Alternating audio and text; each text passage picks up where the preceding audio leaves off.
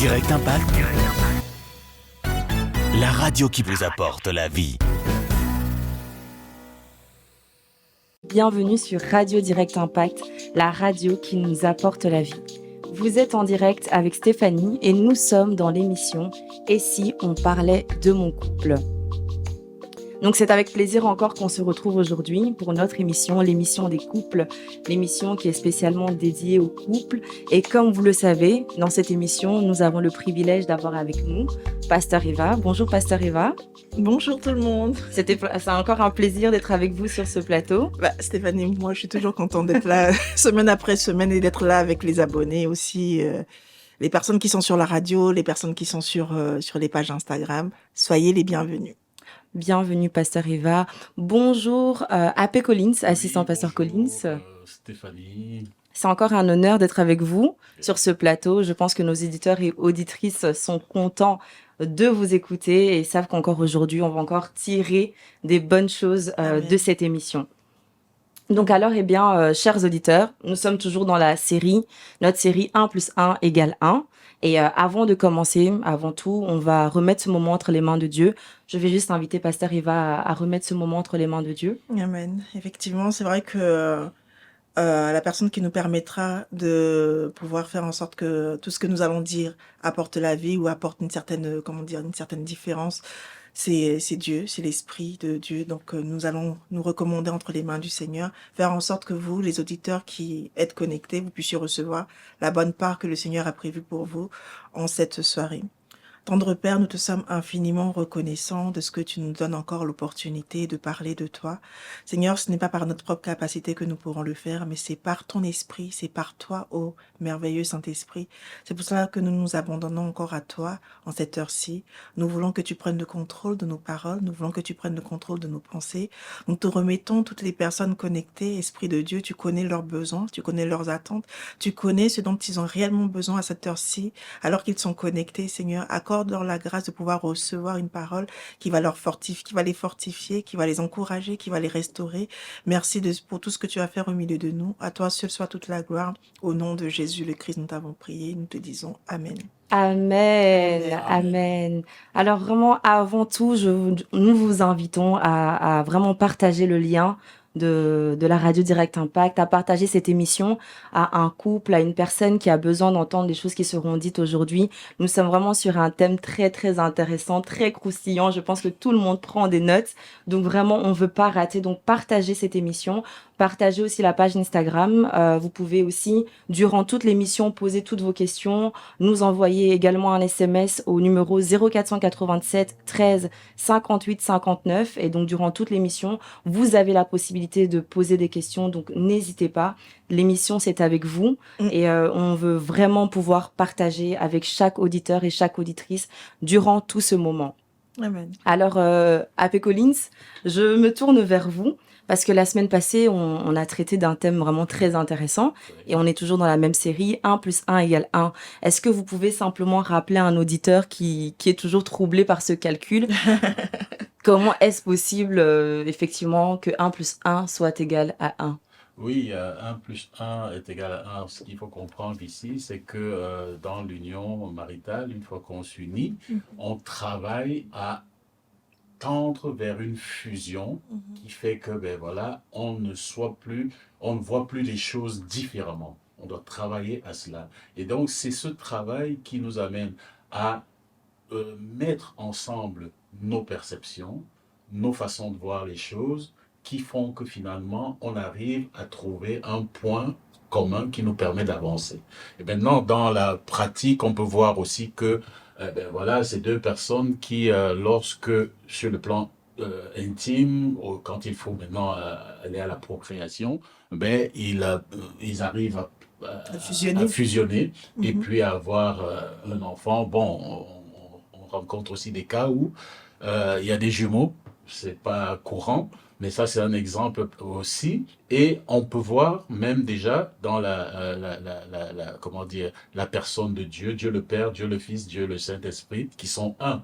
Et c'est trois entités bien distinctes qui opèrent pour un seul but, pour le même but. Et ils ne sont pas contradictoires, ils ne sont pas séparés, mais ils vont tous vraiment dans le même sens. C'est vraiment comme ça qu'il faut voir cela. Amen. Et ce serait un peu comme une couleur jaune et bleue qui donnerait une couleur verte.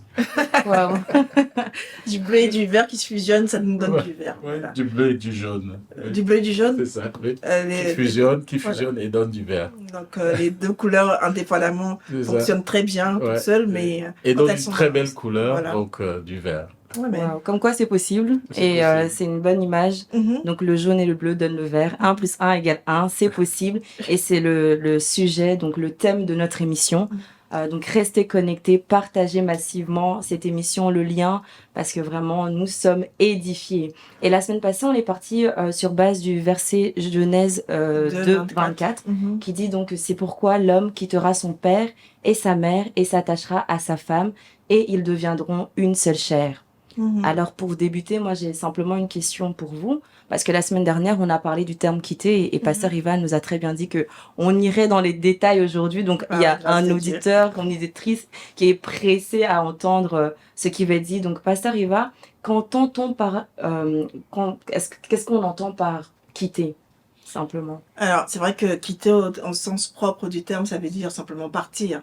Et maintenant, ce qui est magnifique avec la parole du Seigneur, c'est que faut quand même prendre toujours le temps d'aller en profondeur, parce que sinon il y a des gens qui vont se dire mais Dieu a dit de quitter son père et de quitter sa mère, donc moi je vais quitter mon père, je vais quitter ma mère, c'est-à-dire je vais déménager de chez mes parents et je vais plus habiter avec eux, je vais plus leur parler ou je vais plus prendre conseil auprès d'eux, je vais plus marcher selon les instructions qu'ils m'ont dit. C'est pas ça quitter, il s'agit pas de ça. Dieu ne demande pas à un homme, ce n'est pas seulement un homme aussi, hein, attention. Ce n'est pas seulement un homme, mais c'est aussi, Dieu donne cette instruction-là aussi bien à l'homme qu'à la femme. Donc souvent, certaines personnes vont se dire, oui, bon, il y a que l'homme qui doit quitter, mais pas la femme. Non, c'est parce que la femme a une prédisposition pour de se détacher de ses parents et l'homme il reste encore plus dans le cocon, mais il y a des femmes aussi qui restent aussi dans le cocon familial. Donc cette instruction n'est pas seulement pour l'homme, c'est aussi pour la femme, mais c'est-à-dire pour les personnes qui ont décidé de se marier, c'est-à-dire monsieur et madame ont décidé de se marier, c'est important de quitter. Maintenant, qu'est-ce qu'on entend par quitter? Quitter, ça veut dire en fait aussi abandonner. Ça veut dire laisser seul. Ça veut dire se détacher. Donc, on va quitter nos parents, oui, mais on va quitter nos parents en ayant, à l'esprit qu'il faut les honorer. Parce que la Bible ne se contredit pas, parce que quelqu'un va dire, mais si je quitte, si je les abandonne, si je les laisse seuls, si je me détache d'eux, est-ce que ça veut dire que je ne dois plus les honorer? Non, ça veut dire qu'on doit continuer à les honorer.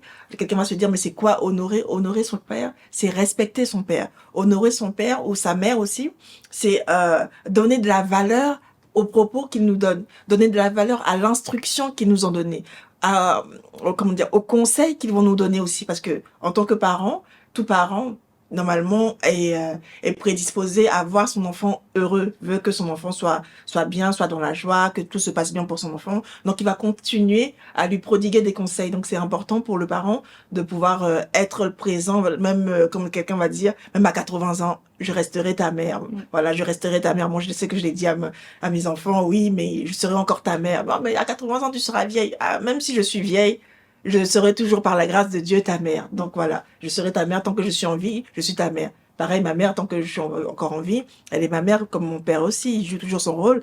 Mais ce rôle-là, il faut que nous, en tant que, lorsqu'on devient adulte, on doit prendre cette prédisposition-là de savoir qu'on doit se détacher, en fait. On doit se détacher de certaines choses. C'est ce que je comprends un peu, déjà par ça. Merci Pasteur Eva, vous avez dit beaucoup de choses, j'ai tout noté, j'ai plein de questions sur ce que vous avez dit, mais je donne d'abord peut-être la parole à P. Collins.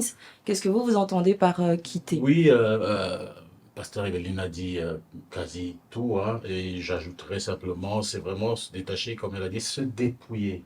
Se dépouiller, bon, c'est peut-être un mot fort, mais qui, à mon sens, a sa place dans le fait de quitter. Parce que on se dépouille entre guillemets d'un environnement, on se dépouille des façons de faire qui étaient celles d'un environnement, sans forcément penser qu'elles sont mauvaises, parce qu'en fait, il faut penser qu'on va on va créer un nouvel environnement, un environnement qui sied aux deux personnes qui vont s'unir. C'est pour ça que je parle de dépouillement, hein, et vraiment un détachement qui fait que on ne dépend plus de cet endroit. Et puis, il y a quelque chose qui me frappe pendant que j'y pensais aujourd'hui. La Bible parle dans les psaumes 127, au verset 4, déjà à partir du verset 3, la Bible dit voici, des fils sont un héritage de l'Éternel, le fruit des entrailles est une récompense. Voilà. Comme les fils dans la main d'un guerrier, ainsi sont, comme les flèches dans la main d'un guerrier, ainsi sont les fils de la jeunesse. Mais sauf que ici, quand on voit les flèches doivent partir quelque part. Les flèches ne sont pas destinées à rester dans la main. Donc on a des flèches, on les polit, on les dresse, on les prépare à ce qu'elles soient affûtées pour aller quelque part. En fait, c'est ça et le pasteur Christian aime bien le dire aussi. Donc, un archer, il prépare son arc, il prépare ses flèches, et puis il propulse une flèche. Ça veut dire que dans la pensée de Dieu, la notion de propulser les enfants, de les faire partir, est déjà intégrée. Hein? Donc, c'est déjà intégré dans la pensée de Dieu qu'un père se prépare à faire partir ses enfants. Souvent, il y a des parents qui savent que, comment dire, ils doivent préparer leurs enfants à partir, mais ils sont jamais prêts. C'est ça. Ils ne lâchent pas et ils sont même prêts à accompagner l'enfant jusqu'au mariage et même à aller dans le mariage avec l'enfant. Les faits, dans la pratique de tous les jours, non, ils sont pas quittés, ils ne sont pas laissés partir. Ou les enfants qui n'ont vraiment pas quitté, ils sont toujours en train de vouloir. En fait, c'est ça, c'est vraiment se détacher, partir, parce que on doit créer notre environnement, un environnement autonome et même indépendant, même si on peut toujours avoir recours aux parents parce qu'on a grandi là-bas, on a appris des choses, etc. On peut toujours demander un conseil, mais vraiment, c'est se détacher pour aller se constituer et voilà, avancer dans sa vie. Moi, quand tu dis ça, je vois un peu ce que Dieu demande, parce que quand Dieu donne une instruction, il la donne pas juste comme ça, toute seule. Il la redonne encore. Il donne même des exemples. On va voir, par exemple, Abraham, à qui Dieu demande de quitter sa famille, de quitter sa patrie, de quitter sa nation. Mais c'était même un constat que j'avais fait de voir que Dieu va demander à plusieurs personnes, entre guillemets, héros de la parole, ou des personnes qui ont marqué l'histoire de la Bible, qui sont des exemples. Dieu va leur demander à chaque fois de quitter, en fait. Ouais. Dieu va leur demander de quitter, que ce soit Abraham, que ce soit Moïse, que ce soit, comment dire, même Jésus aussi, que ce soit même aussi David. Dieu leur demande à chaque fois de quitter. On a vu aussi, comment il s'appelle, Joseph. Il a aussi dû quitter aussi sa famille. C'était pas avec joie.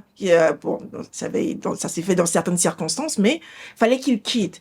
Et donc, on voit que simplement, pour pouvoir créer une nouvelle sphère, pour pouvoir créer quelque chose de nouveau, pour pouvoir créer quelque chose où Dieu peut se sentir, entre guillemets, à l'aise d'interagir, c'est important de pouvoir, à un moment donné, se détacher, en fait. Ouais. Donc, quand la parole de Dieu dit, donne cette instruction au couple, quittez vos parents, Dieu sait pourquoi il le donne. Parce que la suite, on le voit, c'est pour pouvoir s'attacher aussi à son conjoint, à sa femme, à son mari. Mais c'est important pour toutes les personnes qui rentrent dans le mariage et pour toutes les personnes qui sont dans le mariage, d'avoir cette notion-là, je quitte ma famille, je quitte mon père, je quitte ma mère, je quitte tout cet environnement-là dans lequel j'ai grandi, où j'ai pu être façonné, où j'ai pu être préparé pour les choses de la vie aussi. Voilà. Donc c'est ce qu'on peut entendre aussi par quitter. Ouais. Et c'est très important de comprendre que il y a le fait de quitter, quitter quelqu'un, quitter un environnement, pour aller se développer, se déployer dans un autre environnement. Hein. Et bien sûr, c'est l'environnement qui cadre avec le plan, la vision que Dieu nous a donné. Voilà, l'environnement dans lequel on va vraiment pouvoir travailler à s'accomplir, à s'épanouir, tu seras. C'est pour ça que c'est important de comprendre et je pense qu'on va développer un peu pour comprendre tous les autres éléments qui permettent de bien assimiler la notion de quitter. Ouais. Parce que Et je- allez-y, Vas-y. Pasteur Eva. En fait, il y avait un truc, enfin, une notion que je voulais vraiment qu'on puisse aussi retenir, parce que là, on en a parlé de quitter, se détacher, mais concrètement, c'est quoi? C'est vraiment faire en sorte qu'on ne soit plus sous l'influence C'est ça. des parents. Voilà. C'est Oui. vraiment se dire que je ne suis plus sous l'influence de mes parents. Quelqu'un va se dire, oui, mais mes parents spirituels. On nous parle de vos parents. Ton père et ta mère. Là, il ne s'agit pas de tes parents spirituels, mais ça, c'est encore une autre, comment dire, une autre définition. Là, on est par rapport au cadre familial, biologique, on va rester là. Maintenant, pour le cadre familial spirituel, c'est tout autre chose. C'est c'est une autre manière de fonctionner. Et, Voilà. même les parents spirituels, on va se rendre compte que un fils spirituel est à côté de son père spirituel pour apprendre. Et un bon père spirituel propulse, Ouais. envoie son fils. Et une fois que son fils est parti, il n'est plus, entre guillemets, sous l'influence de son père spirituel. C'est-à-dire qu'il a appris de son père spirituel, il peut référer à son père spirituel, il a vu des choses faites par son père spirituel. Maintenant, il se déploie avec ces éléments-là qui lui ont permis de gagner du temps. Et puis, dans son expérience personnelle avec Dieu, il les fait, on va dire, il les développe. Il découvre d'autres choses et puis il évolue.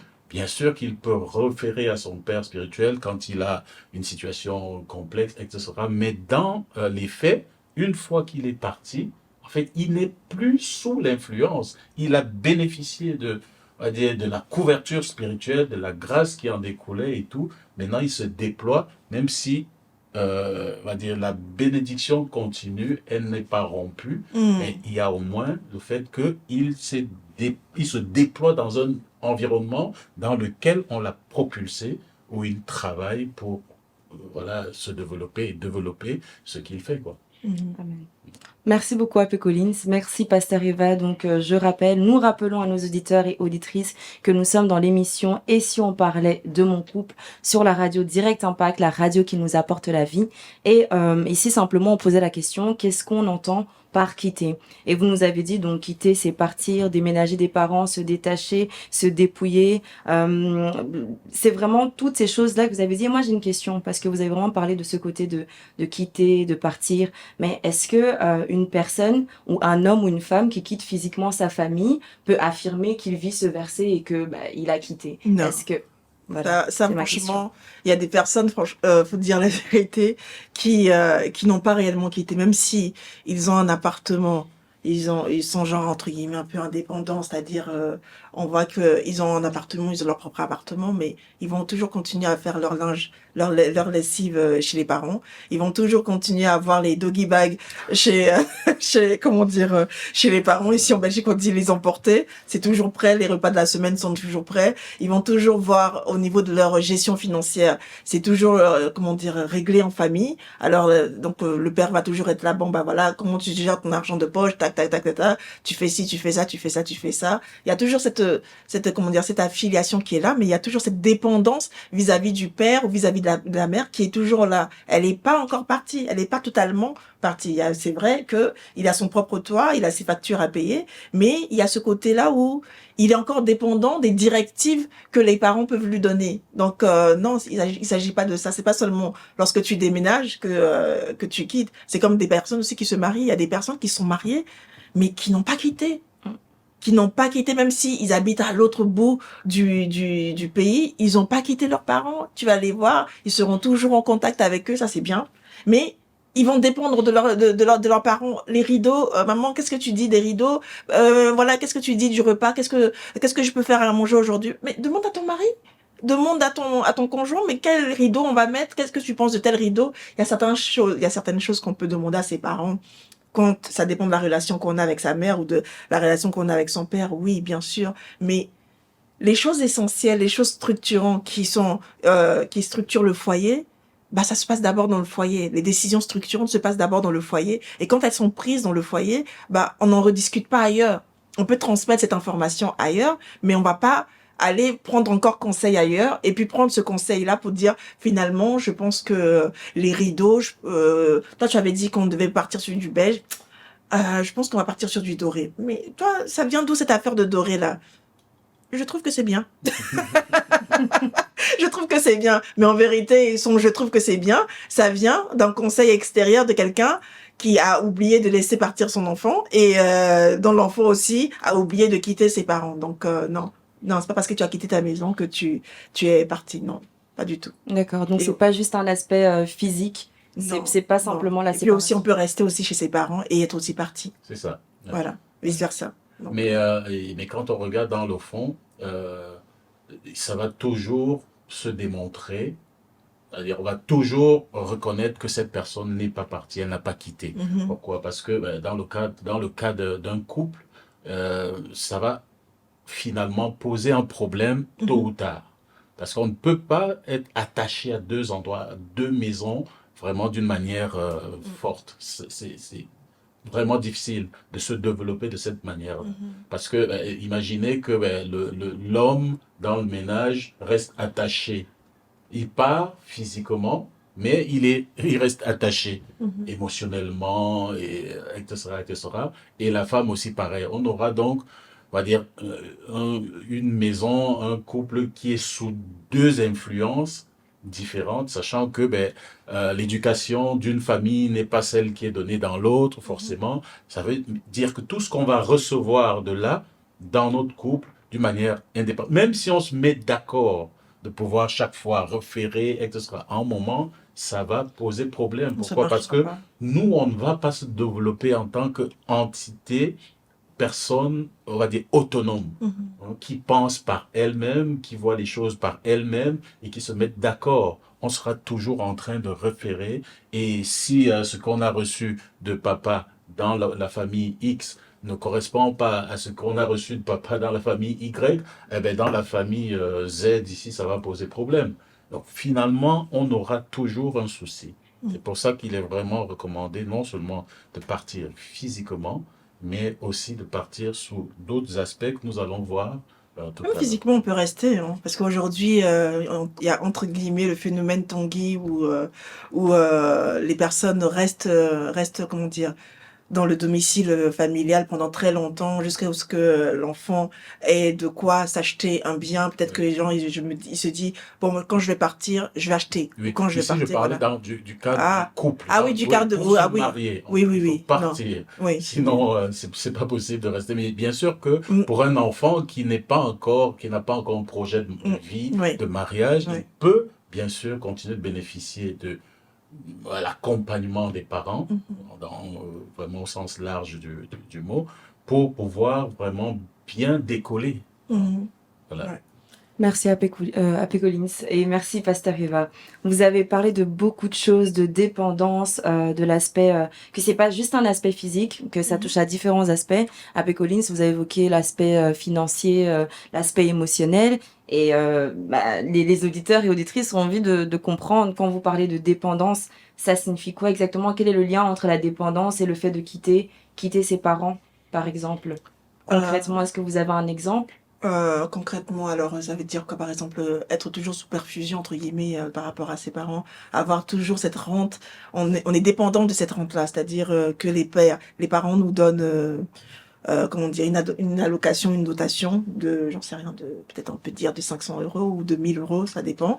Et on compte ça comme revenu comment dire, du foyer. Foyer. Voilà. C'est pas mauvais que les parents puissent, s'il y a des parents qui ont les moyens de pouvoir donner des dotations à leurs enfants, c'est pas mauvais, c'est bien. Franchement, on encourage ça pour tous les parents. Ça fera, comment dire, ça fera du bien à leurs enfants. Mais que ça devienne maintenant une source de revenus, c'est pas bon. On doit compter ça comme un plus, on doit compter ça comme une option, mais on doit pas compter ça, voilà, bon, vos revenus. Oh non, mais nous, on a les 1000 euros de ta mère, là. Elle a pas donné ce mois-ci. Non, ça fonctionne pas comme ça. Et donc, du coup, ça va biaiser aussi le rapport. Parce que là, on l'a pas encore dit, mais le fait de ne pas quitter à ce niveau-là, ou d'avoir cette dépendance vis-à-vis des parents, ça va gâcher un peu le respect. Vous voyez, ça va faire en sorte que, on va pas respecter enfin le parent qui continue par exemple à à s'interjecter dans le couple. Il aura du mal à respecter l'autre personne.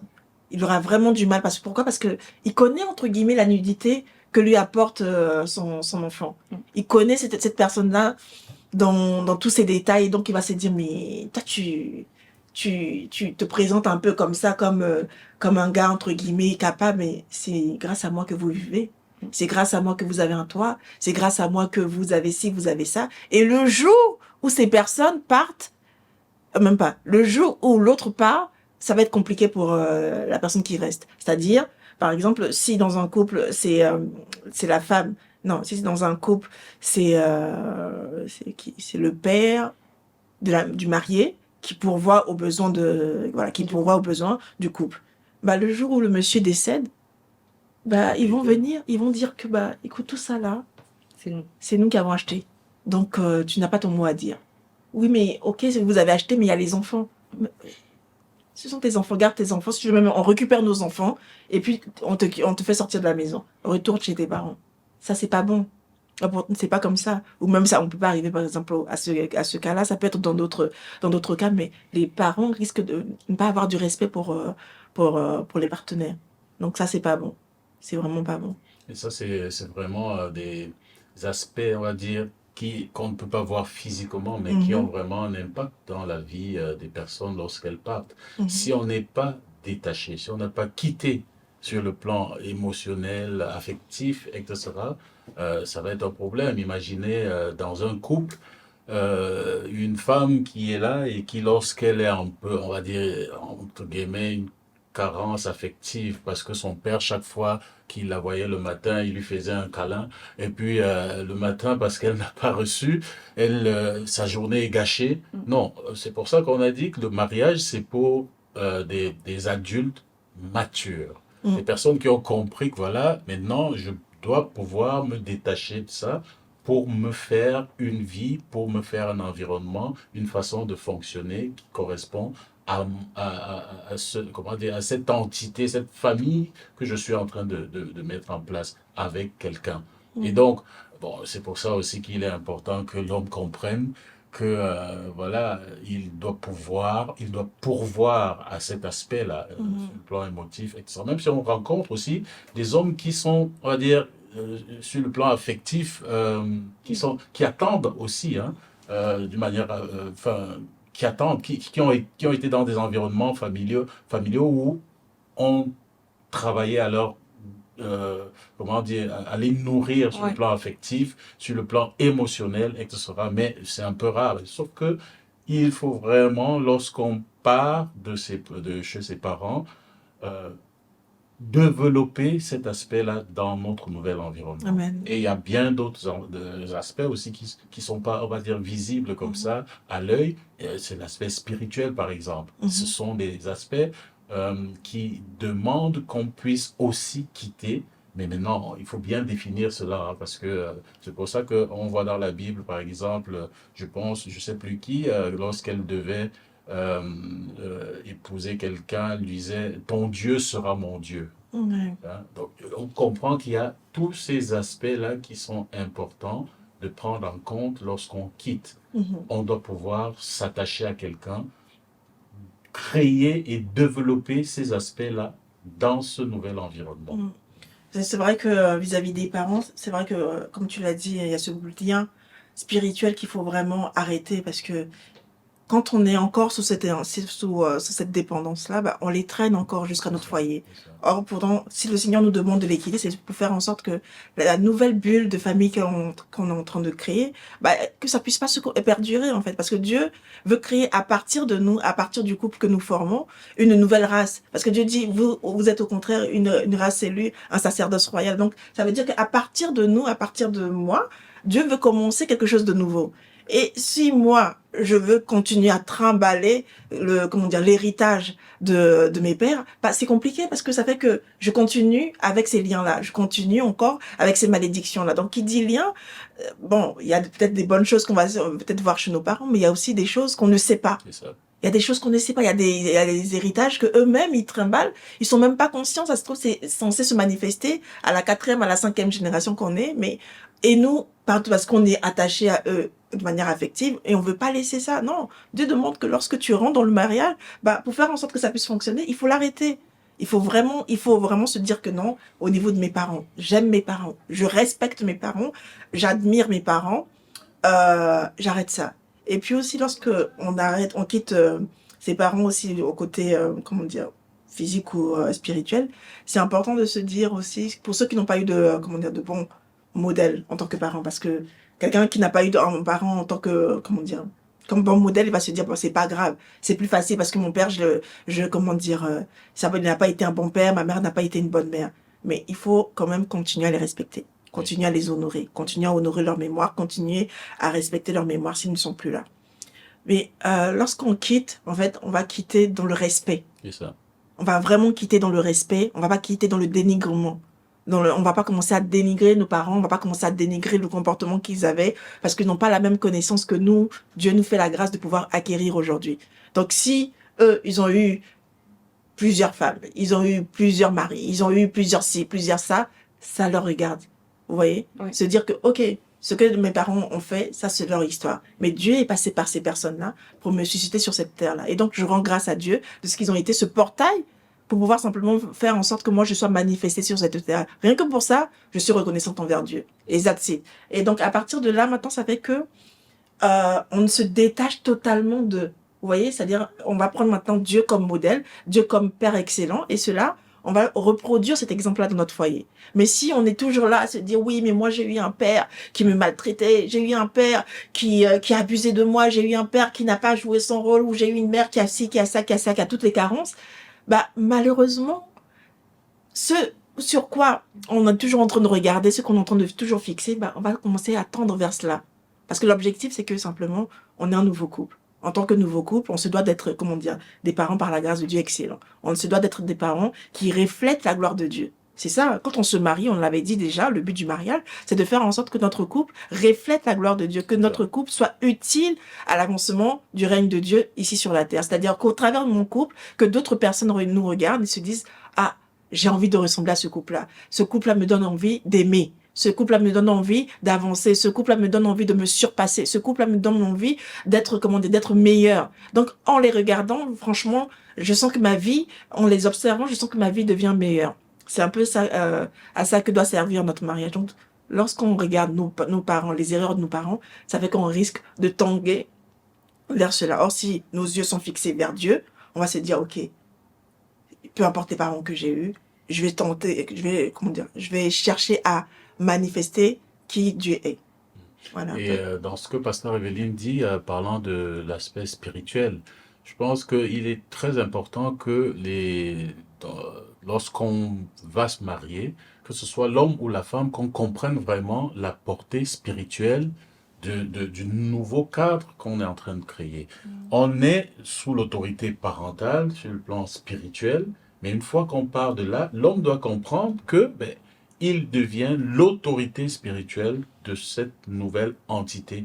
Et la femme doit comprendre que il y a un transfert d'autorité lorsque son père et son géniteur, sous la couverture spirituelle duquel elle était, que ce soit couverture spirituelle parce que il servait d'autres dieux, ou parce que il servait le vrai Dieu, ce que nous souhaitons à tout le monde, et doit comprendre qu'il y a on va dire, ce transfert-là qui se fait, qu'elle le veuille ou pas. Et l'homme doit aussi comprendre que qu'il le veuille ou pas, il devient l'autorité spirituelle de cette famille-là. C'est pour ça qu'il est important de savoir quels sont les choix qu'on fait sur le plan spirituel. D'où la notion de quitter. Être sûr que, voilà, je pars de là, soit je continue dans les voies spirituelles de mes parents, ou alors je découvre ma voie, celle qui est bonne.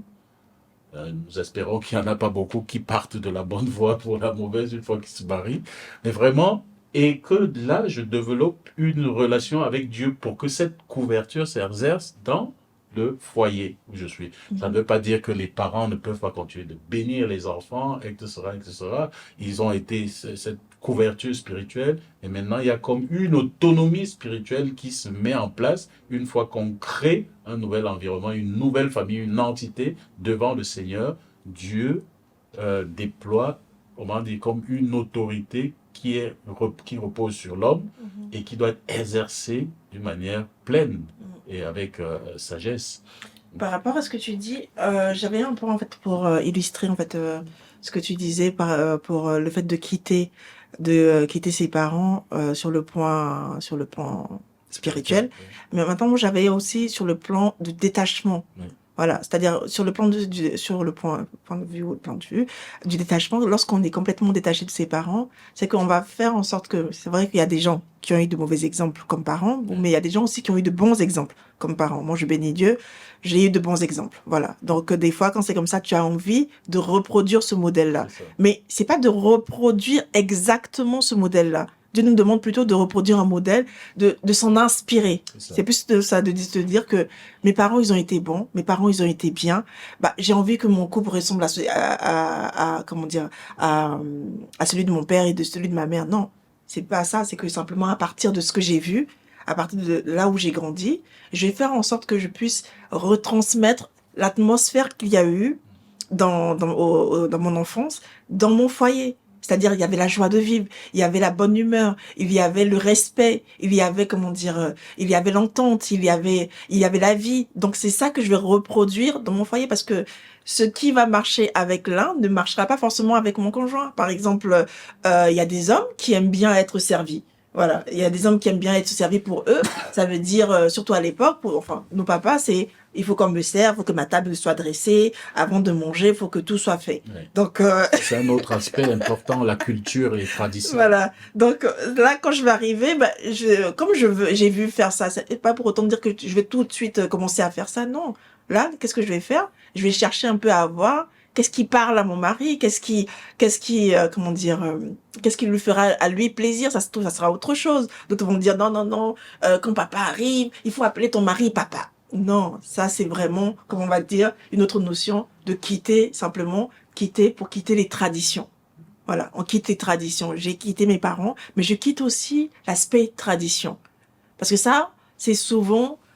Stéphanie, tu veux dire quelque chose? Je voulais juste vous dire parce que je veux simplement vous couper parce que ici, il y a tellement d'informations que je pense que les auditeurs, avant de passer à la deuxième étape, parce que vous êtes déjà en train de répondre à ma question, et donc vraiment, je veux prendre simplement le temps de rappeler à nos auditeurs, nous vous rappelons que nous sommes sur la radio Direct Impact, la radio qui nous apporte la vie, et nous sommes dans l'émission « Et si on parlait de mon couple ?» Donc, dans cette première partie, on a vraiment répondu, Pasteur Eva et AP Collins ont répondu à cette question de qu'est-ce qu'on entend par quitter. Et donc, ils nous ont expliqué que c'est vraiment se détacher pour former une entité, une nouvelle entité dans un nouvel environnement. Pasteur Eva a dit qu'on part d'un nouveau couple c'est un nouveau couple par lequel Dieu va amener quelque chose de nouveau.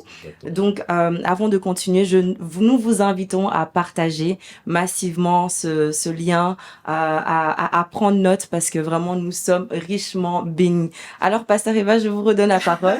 Et ma question, parce que sur tout ce que vous avez dit, j'avais cette question-là et je pense que vous y venez. Donc, ma question, c'était qu'est-ce que Dieu nous demande de quitter finalement? Oui, qu'est-ce que Dieu nous demande de quitter? Tout à l'heure, on l'a dit un peu au niveau des parents, c'est-à-dire la cellule familiale. Et là, donc, on est en train d'aborder le point sur les traditions. Et les cultures. Voilà, les traditions et les cultures. Donc, au niveau des traditions, c'est comment dire, j'ai un passage qui dit dans Galates 2, versets 19 et 20. Bon, je vais vous dire juste la partie qui est importante pour moi. Enfin, voilà, qui me parle. Par rapport à ce contexte, c'est-à-dire avec le Christ, je suis mort sur la croix. Je vis, mais ce n'est plus moi qui vis, c'est le Christ qui vit en moi. C'est réellement Christ qui vit en moi. Là, nous sommes dans la période de la Pentecôte, c'est-à-dire on a cette notion-là que c'est Christ qui vit en moi. C'est-à-dire quand c'est Christ qui vit en moi, ce ne sont plus les traditions de mes pères, ce ne sont plus les habitudes de mes pères, ce ne sont plus quand on dit c'est Christ qui vit en moi, ce n'est plus, oui, je suis aussi chez nous les Congolais, chez nous les Ivoiriens, chez nous les Gabonais, chez nous les Rwandais, chez nous je n'ai pas vexé des cultures, chez nous les Égyptiens, chez nous les Martiniquais, chez nous les Antillais, chez nous. Mais non, chez nous c'est quoi? Chez nous les enfants de Dieu. Vous voyez? C'est-à-dire, il y a la nouvelle culture qui est là, il y a la nouvelle tradition qui doit se mettre en place. Chez nous, les enfants de Dieu, c'est comme ça, c'est comme ça, c'est comme ça. Chez nous, les enfants de Dieu, on doit faire ci, on doit faire ça. Chez nous, les BT, chez nous, les ceci, nos histoires ne restent pas là-bas. Non! On doit quitter ça, en fait. On doit quitter ça puisque c'est le sang de Christ qui vit en nous. C'est Christ qui vit en nous. Notre être spirituel qui est au-dessus de notre nationalité, ce n'est pas de se dire que, ah, mais non, mais moi, dans ma tradition, j'entends souvent des traditions, mais vraiment farfelues, du genre, la belle famille ne peut pas venir dormir à la maison. Ça sort d'où? Là, ça sort d'où? Il faut essayer de comprendre, parce que les traditions ont été mises à l'époque, j'en suis sûre, pour un fait, il y avait un contexte. Peut-être qu'à l'époque, il n'y avait pas plusieurs pièces. Il n'y avait pas d'autres possibilités pour que les parents dorment à la maison. C'était peut-être dans des, je vais pas dire dans des cases, mais dans des maisons où il y avait qu'une seule chambre ou deux chambres. Donc, les pauvres parents, ils vont venir, mais ils vont dormir où? C'est peut-être qu'il y avait ça, et à partir de là, maintenant, on met une tradition. Non, les parents ne doivent plus dormir là. L'autre tradition, chez les chrétiens, tu entends, tous les enfants qui sont nés le lundi ou le mardi, ils ont un nom. Oui, c'est vrai, ça existe. Ça existe, là, je sais. Chez nous aussi, ça existe. Chez les Akans, en tout cas. Il y a une culture en Afrique de l'Ouest, c'est chez les Akans. Donc voilà, tous les enfants qui sont nés lundi, le mardi, le mercredi, le jeudi, le vendredi, en tout cas le jour de la semaine, ils ont un nom. Et ceux qui sont nés aussi, les jumeaux, ils ont un nom. Toi, tu deviens enfant de Dieu. Tu dis que c'est Christ qui vit en toi. Comme c'est Christ qui vit en toi, mais pourquoi est-ce que tu vas donner à ton enfant le nom de Afoué ou Kwadjo? Non. Non, c'est parce que, non, puisqu'il est né un mardi. Mais mardi, qu'est-ce que mardi a à voir avec sa destinée? Vous voyez? C'est-à-dire comprendre que, mais on doit quitter la tradition. On doit quitter la tradition. On doit se mettre maintenant une nouvelle tradition. On doit créer une nouvelle tradition. On viendra là-dessus tout à l'heure pour voir comment est-ce qu'on crée cette nouvelle tradition, sur quelle base on crée cette nouvelle tradition. Mais se dire que non, cette tradition-là, elle est passée. C'est la tradition de nos pères. Le Seigneur dit qu'il nous a délivrés des traditions de nos pères. Il nous a fait sortir de là. Son sang nous a fait sortir de là. Et nous, parce qu'on est attaché à cette culture-là, on est attaché à cela. C'est bien d'aimer son pays, d'aimer sa patrie, mais d'être attaché comme ça peut nous jouer des tours. Mais vraiment, quand on est dans le foyer, ça peut nous jouer des gros tours. Et on a connu des cas où les personnes ont été lésées, notamment les femmes, parce que justement, on appliquait dans le nouveau ménage certaines façons de faire qui étaient des traditions de la famille de l'homme. Par exemple, quand le beau-père est là, la femme ne peut pas s'asseoir au salon quand il est assis au salon, par exemple. Vous imaginez une tradition comme ça, une façon de faire qui vient, on ne peut même pas l'expliquer. Ou alors, je sais pas, la femme ne peut pas s'asseoir à table avec le beau-père. Donc, tu reçois ton beau-père chez toi, mais tu peux pas t'asseoir. Vous imaginez quelle frustration ça peut causer à une personne qui se marie et qui ont dit, voilà, c'est ton foyer, c'est ton ménage, vous avez un cadre à vous, vous devez le bâtir ensemble, mais quand les beaux-parents viennent, tu ne t'assois pas au salon, tu es à la cuisine ou dans la chambre. Ou tu t'assois pas à table quand il faut manger. Ça n'a pas de sens. Donc, simplement dire à nos auditeurs qu'il y a des choses sur lesquelles il ne faut pas s'arrêter et détruire sa vie pour vraiment, les valeurs qui sont les nôtres doivent être celles du Dieu que nous servons, du Dieu que nous connaissons, le Dieu avec lequel nous marchons. Maintenant, pour ceux qui trouvent des façons de faire, ici je ne parle pas des choses vraiment frustrantes ou avilissantes, mais des façons de faire dans la famille qui était bonne, pourquoi pas? On peut les faire, mais tant que ça ne nuit pas à notre identité. Voilà. Donc, il faut vraiment comprendre que dans le fait de quitter, il y a plusieurs aspects qu'il faut prendre en compte. Au-delà comment dire, le fait de quitter physiquement, il y a l'aspect émotionnel, spirituel, financier, matériel qu'il faut aussi travailler à quitter. Même si on peut toujours recevoir un présent de la famille, on peut recevoir une enveloppe, etc.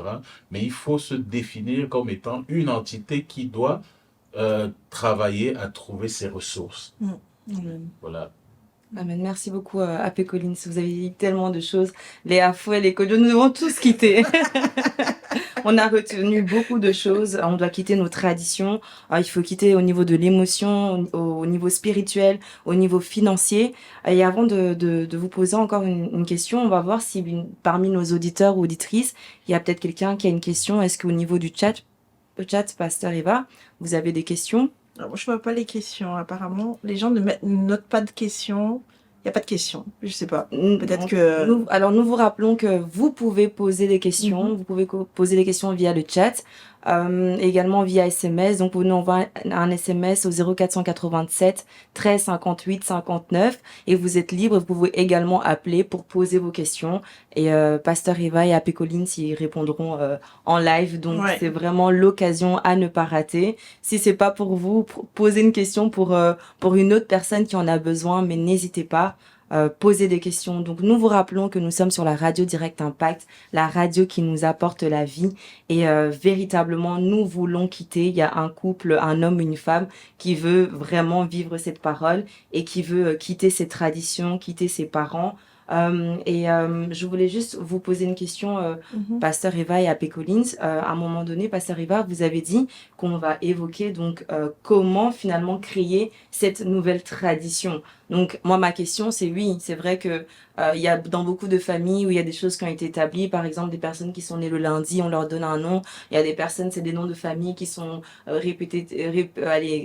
reproduits. Mhm. Ici la question c'est comment est-ce que maintenant l'homme ou la femme qui a hérité, on va dire, de ces choses-là peut vivre ce verset que vous avez donné, donc qui dit que ce n'est plus nous qui vivons, mais c'est Christ qui vit en nous. Comment est-ce qu'on peut vraiment l'homme peut vraiment manifester ça dans son foyer, ou la femme peut vraiment voir ça manifeste dans son foyer et pas reproduire la même chose. Bah, en fait, on va partir sur la parole de Acte 2. Enfin, moi, j'ai pris Acte 2, versets 41 à 42. Ceux qui acceptèrent sa parole furent donc baptisés. Donc, il parle, c'était Pierre qui était sorti pour pouvoir, annoncer la bonne nouvelle.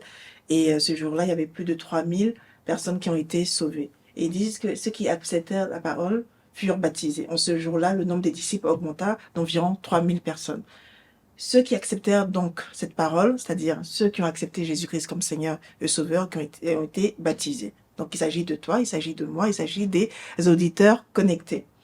Et donc qu'est-ce qui se passe? Ils persévérèrent dans l'enseignement des apôtres, dans la communion fraternelle, dans la fraction du pain et dans les prières. Et c'est par la suite qu'on va voir que leurs vies ont eu de l'impact. Leurs vies ont pu commencer à refléter la gloire de Dieu. Pourquoi? Parce qu'ils ont commencé à persévérer dans l'enseignement des apôtres, dans la communion fraternelle et dans la fraction du pain et dans les prières.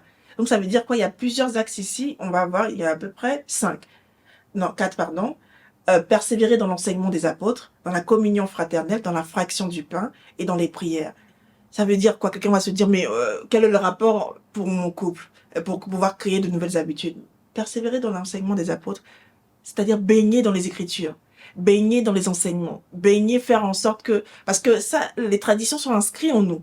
On peut dire, oui, non, moi je sors, je vais plus appeler mon enfant à fouet, je vais plus interdire à ma femme de rester dans la chambre quand mon beau-père est là, je vais plus, ça serait quoi d'autre encore, en tout cas, je vais plus faire tout ce qui est tradition dans ma famille, genre mettre l'enfant devant la porte et puis le sauter. Je vais plus faire ci, je vais plus verser le vin, le premier verre par terre pour dire oh non c'est pour les ancêtres, des petits trucs comme ça, je vais plus faire ça. Non, pour pouvoir réellement avoir cette conscience, cette pleine conscience là, il faut mettre la parole de Dieu en soi. Il faut mettre la parole de Dieu en soi. Et cette parole-là, c'est pas seulement la parole écrite, c'est aussi les enseignements. La Bible dit des enseignements des apôtres. Le Seigneur nous a donné, il cessé des apôtres. Donc, si vous êtes peu importe dans une autre église, si vous avez des apôtres, des personnes oint par le Seigneur, je dis bien oint parce qu'il y a aujourd'hui, il y a d'autres choses où j'irai pas, mais vraiment être dans ces enseignements-là, persévérer dans ces enseignements-là, écouter ces enseignements-là tout le temps, saturer son esprit avec ces enseignements-là, d'une part. La communion fraternelle, fréquenter d'autres frères et sœurs. fréquenter d'autres frères et sœurs, c'était ça en fait. Parce que tu continues toujours à fréquenter les personnes qui sont toujours dans les traditions, qui sont tes frères charnels, c'est bien, mais tes frères qui sont toujours dans des traditions, ça va pas te faire avancer. Mais si tu continues, si tu fréquentes d'autres personnes, tu te crées un nouveau cercle d'amis, tu te crées un nouveau cercle de personnes qui sont eux aussi ancrés dans la parole de Dieu, ça va faire évoluer ta connaissance en fait. Ça va te permettre de te dire, ah oui, mais telle chose, mais moi je faisais ça bizarrement. Mais moi, par exemple, il y a d'autres, par exemple, quand ils mettent le sel, oh non, on m'a toujours appris de jeter le sel d'abord avant de mettre. C'est des choses bizarres. Ah, toi, tu faisais ça? Non, non, faut plus faire ça parce que c'est parce que ça. Ah, ok, d'accord, je savais pas. Ça, souvent, c'est pas le pasteur qui va te le dire. Parce qu'il n'aura pas forcément ce là. Donc, persévérer dans l'enseignement des apôtres, dans la communion fraternelle, dans la fraction du pain. Et ouais, c'est important. C'est bizarre, hein? Fraction du pain, ça veut dire quoi? Ça veut dire faire des agapés. Hein, quand le ventre est content, il y a la joie, on est content, on passe on a une bonne humeur, on se fait du bien, on prend plaisir à être, ensemble les uns les autres et ça nous permet de réellement nous lier les uns aux autres aussi, de vraiment voir qu'on est une véritable famille. Parce que être en Christ, c'est aussi être une famille. C'est pas juste ta famille biologique qui compte, mais aujourd'hui tu es en train de te créer une nouvelle famille. Tu es en train de te créer une nouvelle famille, une nouvelle identité. Mais si tes frères et sœurs en Christ, tu ne les fréquentes que à l'église, c'est compliqué. Ça sera vraiment, vraiment compliqué. Donc, passer du temps avec eux dans la communion fraternelle, c'est-à-dire passer du temps dans les agapés, passer du temps à discuter avec tes frères et sœurs, à parler de bonnes choses, de paroles aussi, à parler des choses de la vie, et aussi à prier dans les prières. Ça vient en quatrième position, mais dans les prières. Donc, si tu arrives à faire ces choses-là, je pense que par la grâce de Dieu, tu vas communiquer avec l'Esprit qui va te donner maintenant des directives, des choses maintenant à mettre en place qui seront de nouvelles traditions dans ton foyer. Ça sera quoi, par exemple? Tu vas apprendre que avant de manger, tu rends grâce. Tu vas apprendre que avant de partir quelque part, lorsque tu commences quelque chose de nouveau, apprendre à recommander. Tu vas apprendre que ton enfant, tu vas apprendre à recommander ton enfant. Chaque enfant, chacun de tes enfants, tu vas apprendre à recommander tes revenus. Tu vas apprendre à faire plein de choses que tu ne savais pas avant. Comme par exemple, apprendre à consacrer tes prémices. Ah ben, je savais pas que mon premier salaire, je devais le remettre au Seigneur pour que le reste de mon salaire soit béni. Je ne savais pas ça. Je l'ai appris peut-être en discutant avec un frère. Je l'ai appris en persévérant dans l'enseignement que j'ai reçu le dimanche aussi. Vous voyez? Donc, c'est comme cela que tu pourras avoir des instructions basées sur la parole de Dieu qui te permettront, toi, de pouvoir maintenant créer une nouvelle tradition dans ton foyer. Merci C'est beaucoup. c'est très, on va dire, profond. Je sais pas sauf si tu avais une autre question. Oui, j'ai une question très essentielle parce qu'il reste 10 minutes et D'accord. on a invité nos auditeurs et auditrices à nous poser des questions. Et donc, je vous pose la question à P. Collins. Je pense, Pasteur Riva, vous avez très bien répondu à la question de comment créer cette nouvelle tradition. Et simplement, ici, il y a une auditrice ou un auditeur. C'est une auditrice qui pose la question. Elle dit, que dites-vous des couples qui se trouvent dans des difficultés et qui retournent dans le toit familial? A.P. Collins, est-ce que vous avez une réponse pour cette auditrice? Par la grâce, on va donner une réponse. Et je voulais juste renchérir sur ce Oui. que Pasteur, en quelques secondes, et elle a dit vraiment beaucoup de choses et qui, on va dire, traduisent ce que nous disons toujours. Le mariage, c'est pour des personnes matures, Amen. matures spirituellement. Et donc, la maturité spirituelle va nous demander de baigner dans la communion au Saint-Esprit par la méditation, la parole, la prière, etc., etc., pour avoir vraiment cette communion et avoir la capacité de discerner que ben voilà, c'est pas les noms que je vais donner dans la semaine parce que mon fils est né mercredi, jeudi, qui est quelque chose. Donc voilà, et comprendre aussi que ben au-delà de ça, je suis la lumière, je peux continuer d'avoir d'être en contact avec ma famille, visiter ma famille, mes parents, etc., etc., être capable de, lorsqu'ils m'invitent à le faire, être capable de leur dire sans m'emballer, sans m'emporter, sans aller à la dispute avec eux, pour leur dire que ben voilà, moi je ne fais plus ça et être capable de leur expliquer pourquoi je ne le fais pas sur la base de sur la base de la parole de Dieu. Et c'est comme ça que je vais même les édifier. Donc voilà, c'est pour ça qu'on est vraiment la lumière. Et aussi, comment est-ce qu'on pourrait le faire pratiquement? Mais il faut approcher des personnes qui ont de l'expérience. On gagne du temps avec ça. On observe les couples dans notre environnement spirituel, notre environnement chrétien. On les fréquente, on pose des bonnes questions, on se forme. On se forme. Le mariage, c'est pas quelque chose qu'il faut juste embrasser comme ça. Il faut aller se former. Et c'est comme ça que dans la formation, on va apprendre des choses, on va avoir une perception qu'on n'avait pas avant la formation pour comprendre que, mais voilà, c'est quelque chose qui doit se faire de cette manière-là. On peut être autonome, on peut délaisser des façons de faire parce qu'il y a des personnes qui le font par peur. Alors que, avec l'enseignement, l'encadrement, la formation, ils comprendront que, non, mais je ne suis pas tenu de le faire. À partir du moment où je crois à la parole de Dieu, et la parole de Dieu ne me dit pas qu'il faut faire des choses comme ça, donc je peux ne pas le faire. Je peux arrêter de faire ce que mes parents faisaient par ignorance. Voilà. Donc maintenant, par rapport à la question, pour un couple qui a des problèmes et puis il retourne en famille, c'est bien ça. Donc en fait, c'est juste ici dit, que dites-vous des couples qui se trouvent dans les difficultés et qui retournent dans le toit familial? Oui, donc je pense qu'il faut voir, il faut vraiment déjà se poser des questions. Quelles sont les sources de difficultés que ces personnes ont? C'est quel type de difficulté etc. Mais de toutes les façons, qu'ils en arrivent à retourner, ou plutôt qu'une personne, en général c'est la femme, qui arrive à retourner dans le cocon familial, ça veut dire que l'environnement du foyer est devenu difficile à vivre, à supporter. On peut le concéder. Alors, que disons-nous de ce genre de personnes? Mais ça ne veut pas dire que parce que tu retournes, tu dois te rattacher de nouveau. Est-ce que c'est un retour définitif? Tu as divorcé, tu t'es séparé, Non, je pense que c'est le couple qui rencontre des difficultés Oui. et qui tous les deux décident pour un temps peut-être de repartir dans la maison familiale. Oui. Est-ce que c'est mauvais ou pas? C'est ça, je pense. C'est ça, c'est la question. Ce n'est pas mauvais en soi, Ouais. dans la mesure où C'est il faut temporaire. chercher un appui, un endroit qui va nous permettre d'être apaisés, de reconsidérer les choses et puis de chercher d'une manière sereine le conseil qui nous permettra on va dire, de nous asseoir et discuter de ce qui ne va pas pour trouver des solutions. En fait, c'est comme ça mais ça ne veut pas dire que le fait de retourner dans la famille, on va de nouveau embrasser la culture, les choses qu'on a quittées. Non, on va se mettre à l'abri dans un environnement qui peut nous accueillir pour être serein, repenser des choses, chercher des solutions. En fait, c'est comme ça que c'est ce qui doit se passer. C'est pas retourner pour embrasser les choses qu'on a quittées avant. Non, c'est retourner pour se mettre dans un environnement où on peut sereinement, on va dire, voilà.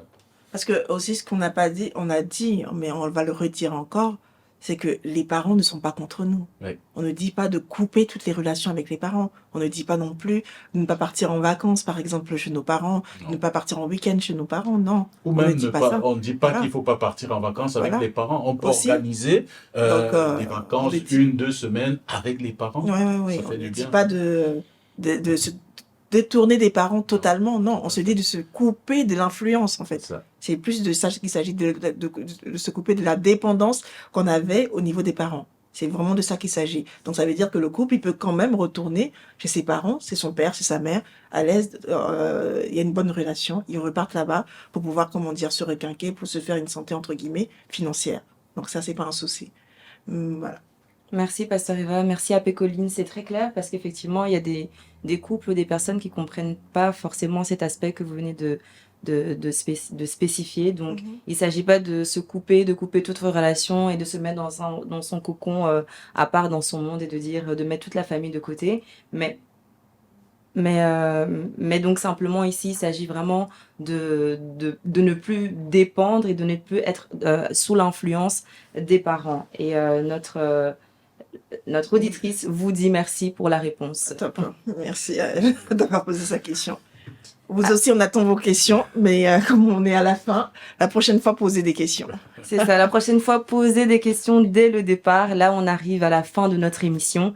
Et j'aimerais juste vous donner encore la il y a une parole. question. Attends juste un instant. On sent quelqu'un qui a été doté et marié à l'église sans jamais se marier légalement. Ce couple sont mariés devant Dieu ou non, vu qu'ils n'ont pas légalisé leur union. Alors, est-ce que quelqu'un qui a été doté est marié à l'église, s'il a été doté, on dit bien qu'il a été doté, mais il n'a pas été doté, il n'a pas été marié légalement devant les institutions du pays. Parce que la dot, elle est reconnue juste par C'est un accord la des famille. familles. C'est un accord des familles Voilà. avec donc les présents que la famille du garçon, dans d'autres traditions, dans Apporte. d'autres cultures, apporte à la Mhm. famille de la femme qui a demandé. Donc voilà, il n'y a pas, on va dire, c'est pas un mariage en tant que tel, même si on dit souvent, on appelle ça mariage coutumier. Mariage coutumier. Il n'y a pas eu de, comment dire, de représentant légal. Il n'y a pas eu de représentant légal. À l'époque, c'était possible, c'était reconnu comme quelque chose de légal. Pourquoi? Parce qu'il y avait le chef du village qui représentait l'administration, l'autorité, qui représentait l'autorité administrative. Il était là. Mais ici, aujourd'hui en Europe, ou même aussi même en Afrique, il n'y a pas cette autorité-là. Ça se fait justement entre deux familles. Donc c'est pas reconnu. Ce qui est reconnu, c'est l'acte coutumier. Lorsque tu vas te marier, on va te demander un acte coutumier. Ça, c'est à partir de cet acte-là, maintenant, en ton code, on enregistre pour pouvoir maintenant te présenter plus tard lorsque tu viendras devant le maire ou devant les agents du maire pour pouvoir se dire que, OK, là, vous êtes mariés. C'est juste le début, c'est le premier pas qui a été fait. Maintenant, les personnes qui ont prié pour ce mariage-là, coutumier, ne veut pas dire, ça n'est pas parce qu'il y a eu des personnes qui ont prié pour vous que ça veut dire que vous êtes mariés. Ça, c'est franchement une question de connaissance. Moi, je peux pas juger cela, mais nous, chez nous, c'est pas ce qu'on fait. On se permet de marier ceux qui sont mariés légalement. C'est cela qu'on appelle un mariage. Parce que sinon, là, entre-temps, c'est une dot. Entre-temps, c'est une dot. Et donc là, ils ont prié pour la dot. C'est ce qui s'est passé. Et que là, maintenant, certaines personnes appellent mariage. C'est pas un mariage. Et d'ailleurs, dire Voilà. que ils sont mariés à l'église, c'est un abus de langage. Mm. Ils ont béni, leur mariage a été béni. L'église bénit un mariage qui Mhm. est reconnu par la famille via la dot, Mhm. etc. Et puis toute la cérémonie coutumière.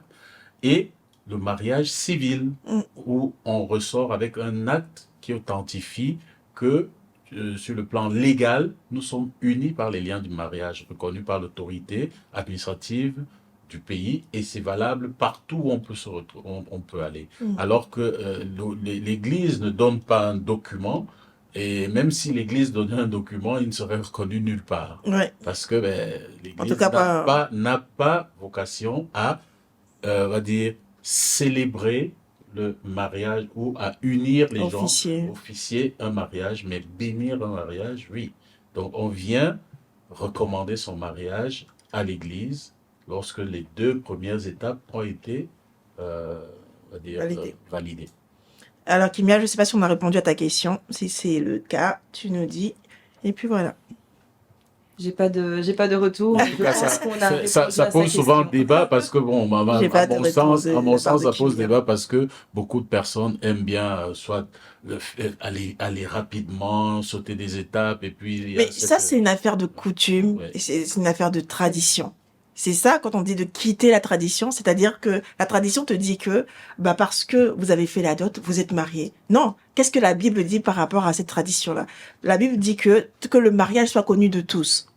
C'est-à-dire de tous, il est connu de tes parents, très bien, mais c'est pas suffisant, il doit être connu maintenant des autorités locales à laquelle tu appartiens. Donc là, notamment, ici, si tu es en Belgique, que les autorités locales reconnaissent ton mariage, ça veut dire que le bourgmestre doit reconnaître ton mariage, où que tu te trouves, ça veut dire que l'état civil doit reconnaître ton mariage. Voilà, maintenant, la troisième partie, c'est au niveau de l'église, c'est-à-dire au niveau de l'église, on doit bénir ce mariage-là, ça dépend de ta relation que tu as avec le Seigneur. Il y a d'autres personnes qui s'arrêtent aux 2 étapes et ça va tout aussi bien puisque Dieu reconnaît aussi ce mariage-là. Mais il y a d'autres qui se disent non, moi je mets d'abord Dieu en premier et je ne commencerai pas ma vie conjugale tant que tant que mon mariage n'est pas béni. Et donc du coup, ils viennent devant Dieu, ils se disent Seigneur, nous voici ce couple qui commence là avec devant toi, bénis-le et Dieu va prononcer par la bouche de ses serviteurs une parole. Et là, on dit que les 3 étapes ont été validées. Mais sinon, on reste toujours dans la tradition, c'est-à-dire que on se considère marié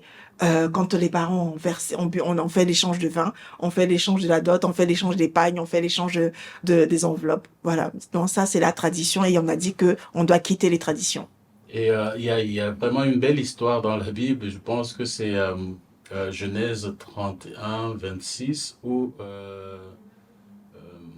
je pense, non, c'est pas ça, où lorsque Jacob, non, c'est Abraham qui avait, Mhm. c'est pas le texte. Non, mais c'est pas Enfin, grave. oui, c'était en fait l'histoire de Abraham Mhm. avec Sarah, qui lorsqu'ils sont arrivés dans la ville, il a caché, Mhm. il n'a pas déclaré que c'était sa femme. Et donc, elle a failli être prise Pharaon. par le pharaon.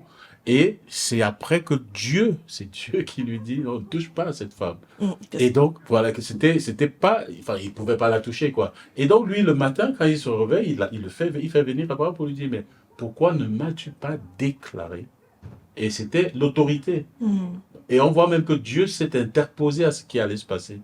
Et donc, on voit ici qu'il y a une notion, le mariage avait été, on va dire, entre les familles, il y avait cet accord et ils étaient considérés, entre guillemets, comme mariés, mais devant l'autorité, le pharaon a failli faire une bêtise et il a même déclaré que personne ne touche à cette femme. Pourquoi? Parce que sur base de ce qui a été fait et finalement la déclaration a dû être faite Mhm. que c'est la femme de Abraham, Tout à qu'il ne fait. fallait plus que quelqu'un la touche parce qu'elle était, on va dire, réservée à quelqu'un. Elle était Elle l'épouse de appartenait à quelqu'un. quelqu'un, elle était l'épouse de quelqu'un. Mhm. Et ce qu'il dit est important. Pourquoi ne m'as-tu pas déclaré? Ouais, c'est ça. Donc, faut déclarer le mariage. Ouais. Ouais.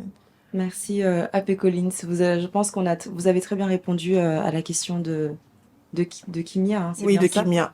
De Kimia. Donc là, c'est sur cette dernière question qu'on arrive à la fin de notre émission, Mhm. vraiment à la fin. Est-ce que vous pouvez juste résumer, peut-être faire un petit résumé? Est-ce que vous avez un mot à dire, quelque chose que Moi, une j'ai un personne- mot à dire. Bon, je grignote un peu sur la fin, hein, désolée. Allez-y. Voilà. Donc c'est vrai qu'on a parlé de ce que c'est que de quitter, qui on devait quitter, pourquoi est-ce qu'on devait quitter, qui on devait quitter, mais on n'a pas trop vu le point de pourquoi est-ce qu'on devait quitter et je vais pas être très longue là-dessus. Moi, ce que j'ai compris, en tout cas en méditant là-dessus, c'était que Dieu, en fait, Dieu met un nouveau vin dans des autres usagers. Dieu va utiliser des vases, des vases que personne, comment dire, donne de la valeur. Il va utiliser ces vases-là et il va prendre ces vases-là pour en faire des vases de valeur. Ça veut dire quoi? Ça veut dire que simplement nos vies, Dieu en a besoin. Donc, mais elle en a besoin si nous enlevons tout ce qui est tradition en nous. Nous enlevons tout ce qui est culture en nous. Nous enlevons tout ce qui fait, entre guillemets, notre être entier même. C'est-à-dire que quand on se dépouille de qui on est réellement, c'est là que l'Esprit de Dieu rentre en nous, il grandit en nous, il prend toute la place et là, il va faire en sorte que notre vie puisse être vraiment utile aux autres. Donc, lorsque Dieu demande au premier couple, Adam et Ève, de quitter leurs parents, parce que Adam et Ève, soyons d'accord, ils ont commencé.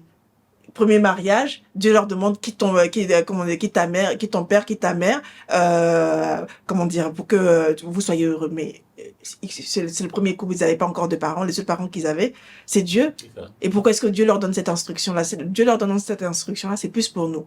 Exactement. Amen. C'est vraiment plus pour nous, pour se dire que, mais non, peu importe comment tu es arrivé dans le mariage, peu importe comment tu es arrivé dans le mariage, peu importe comment tu arrives aussi, entre guillemets, dans le Seigneur, apprends à quitter tes traditions.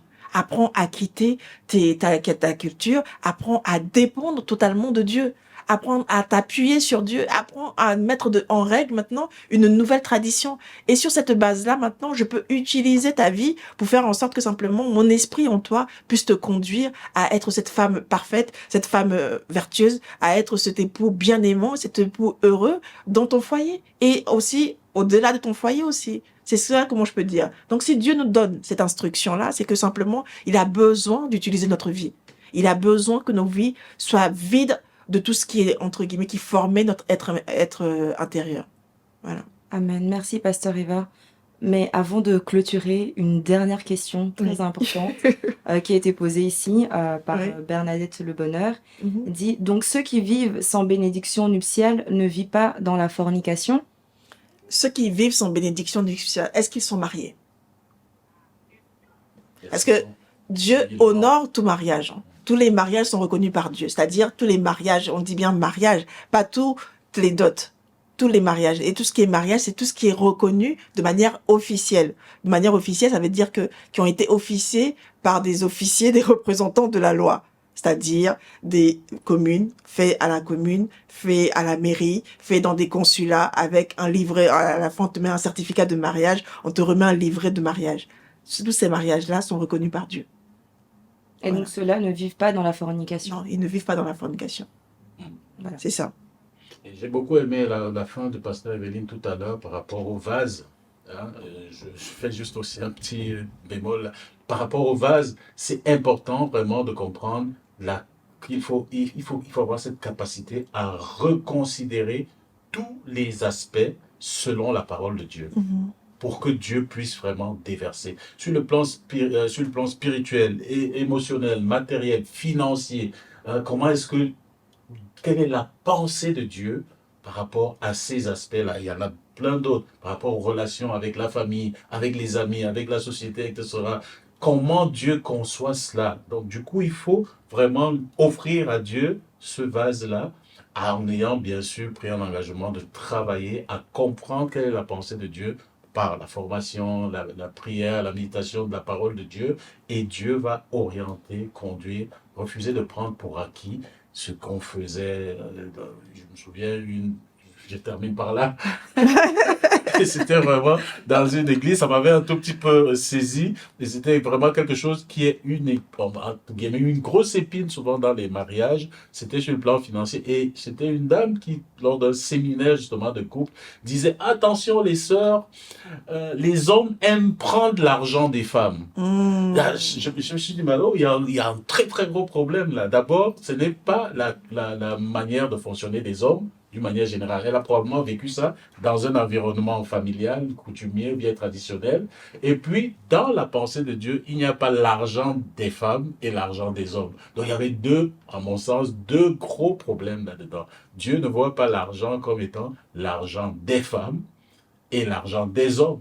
Mais ça, on reviendra là-dessus. On reviendra certainement là-dessus. Voilà. Mais je tenais vraiment à dire qu'on comprenne l'importance de quitter pour offrir à Dieu un vase dans lequel Dieu va vraiment mettre les choses parce qu'on s'est ouvert d'une manière détachée à nos traditions. Voilà. Amen. Amen.